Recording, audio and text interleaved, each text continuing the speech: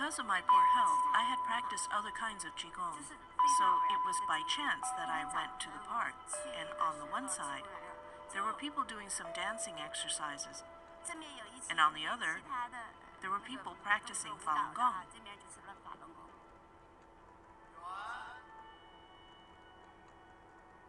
The 5 exercises of Falun Gong, also called Falun Dafa, were relatively simple.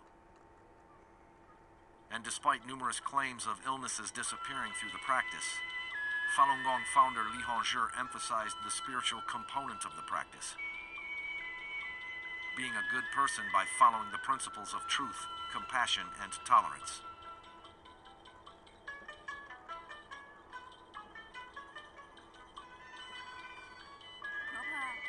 My husband's mother was also very traditional, and because she was my elder, she would demand a lot of respect and obedience.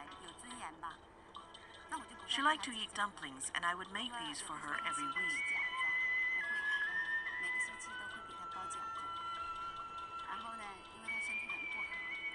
Also, her health was very bad, and I would...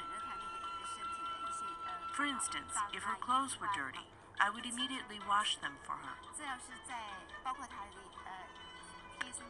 Before I cultivated, I wouldn't do any of these things for her. I just wouldn't.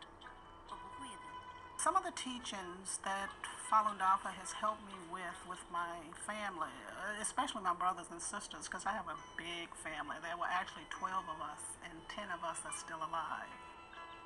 Betty Hunter is a research librarian from New York. She learned Falun Gong after seeing people doing the exercises in Brooklyn's Prospect Park. And when I'm dealing with them, I try to be as truthful as I possibly can based on my understanding. I try to have compassion, which means that I don't meddle in their lives anymore, even my own children. I try to have tolerance.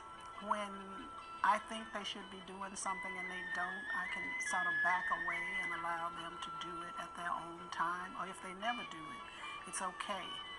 And I'm especially like that with my grandchildren, and so my children always say, is that the same lady that brought us up? She doesn't look like the same lady, and she doesn't act like the same lady.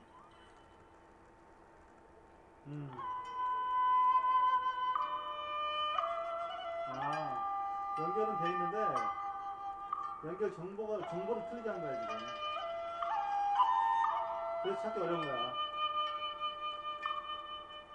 연구 많이 하는구나. The founder of Falun Gong, Li Hongzhi, was born on May 13th, 1951 in northeast China's Gongjuling city. He came of age during the Cultural Revolution, and in 1984, when Qigong was becoming popular, he decided to create Falun Gong, a Qigong practice based on the cultivation system he'd studied as a child. 5 years later, in 1989, Li began teaching Falun Gong to a few students in private. 3 years later, in 1992, Li gave his first public seminar, introducing the practice to the public.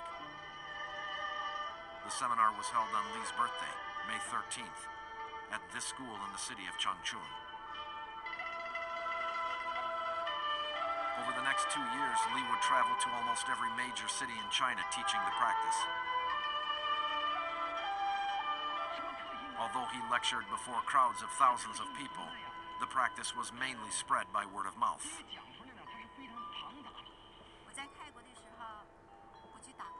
When I was in Thailand, I was working as a kitchen hand in a restaurant. There was a tall, good-looking kid who worked in the kitchen as well. He called me Sister Li. One day he said, "Sister Li, why are you always happy and smiling? And why is your face always glowing?" I said,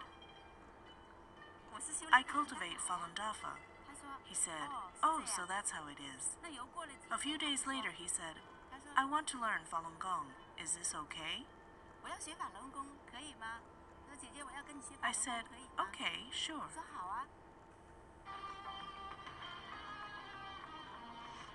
In the beginning, both the Chinese government and state-run media were largely supportive.